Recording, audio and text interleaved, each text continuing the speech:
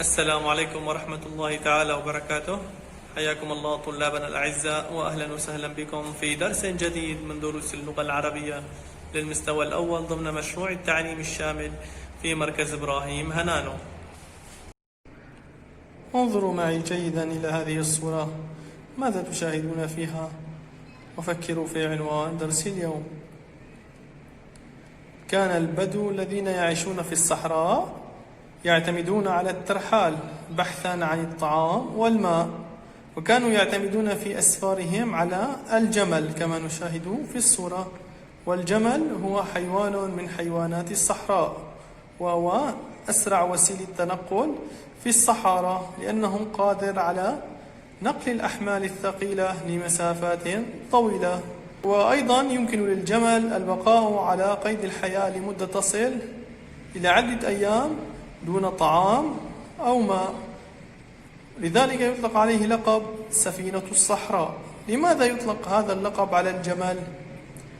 يطلق عليه هذا اللقب نظرا لطريقة سيره، حيث يتمايل على رمال الصحراء كما تتمايل السفينة على أمواج البحر، وأيضا كما ذكرنا لقدرة تحمله العطش لفترات طويلة، حيث يخزن الماء والطعام داخل جسمه.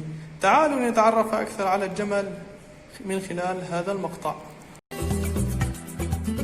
يسمى الجمل سفينة الصحراء لأنه يستطيع أن يعيش في الصحراء دون طعام أو ماء لمدة 6 أيام وقد تصل إلى 10.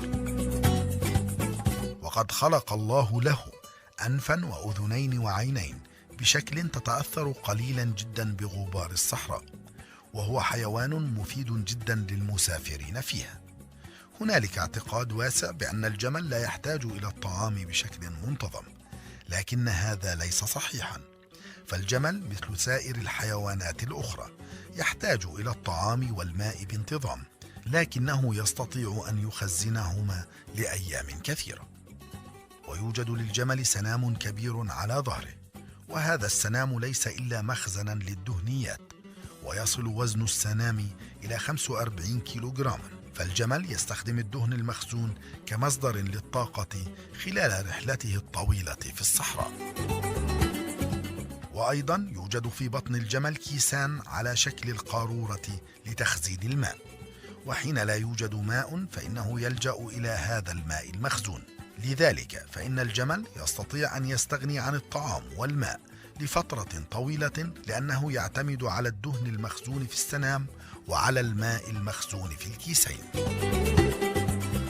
قبل أن يبدأ الجمل رحلة طويلة يأخذ كميات كبيرة من الطعام والماء حتى يخزن ما يكفي من الدهن والماء في جسمه.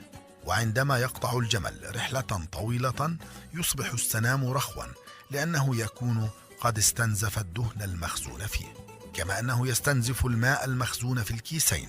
وبعد الرحلة يصاب الجمل بالإرهاق الشديد حتى أنه يرتمي على الأرض لفترة طويلة، وهو يحتاج إلى راحة حتى يعود إلى وضعه الطبيعي، لكنه يعود قويا وصحيح الجسم مرة أخرى بعد أن يتناول الطعام والماء بالتدريج.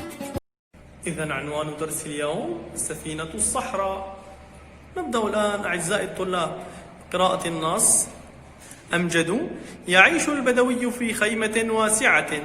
دعاء: ويلبس عباءة من صوف الأغنام. سامي: يتنقل البدوي مع الأغنام ويركب الجمل. براءة: الجمل سفينة الصحراء. نعيد قراءة النص مرة أخرى. أمجد: يعيش البدوي في خيمة واسعة.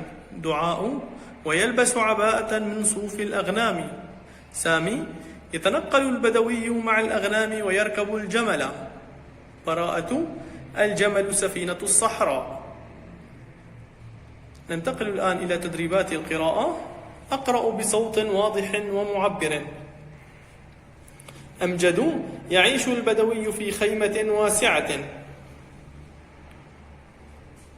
براءة: الجمل سفينة الصحراء. ننتقل الآن إلى السؤال الثاني.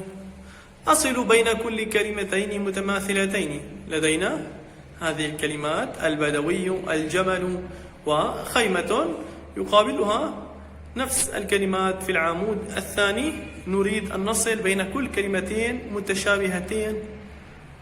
البدوي نقوم بتوصيلها مع كلمة البدوي، والجمل نصلها مع كلمة الجمل، وكلمة خيمة أيضا نصلها مع كلمة خيمة.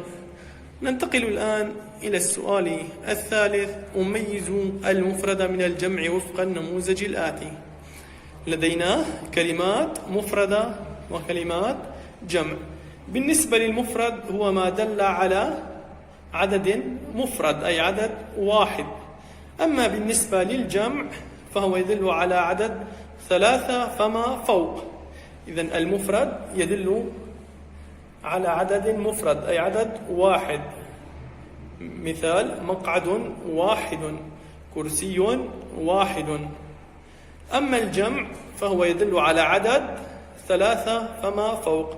لدينا كلمة معلمة وكلمة لاعب وكلمة مهندس. يقابلها في العمود الثاني كلمة معلمات، مهندسون، ولاعبون. نلاحظ كلمة معلمة دلت على عدد واحد، معلمة واحدة، بينما كلمة معلمات دلت على عدد جمع أي أكثر من 3 فأكثر. لاعب نلاحظ دل على لاعب واحد، بينما لاعبون دل على جمع. بينما مهندس واحد، مهندسون أيضا دل على جمع. نريد منكم أن تصلوا الكلمات المفردة مع كلمة مفرد وكلمات الجمع مع كلمة جمع. هذا السؤال وظيفة أتمنى منكم الإجابة عليه وإرسال الإجابات إلى مجموعة الواتساب. وهكذا يكون قد أنهينا درسنا لهذا اليوم، والسلام عليكم ورحمة الله تعالى وبركاته.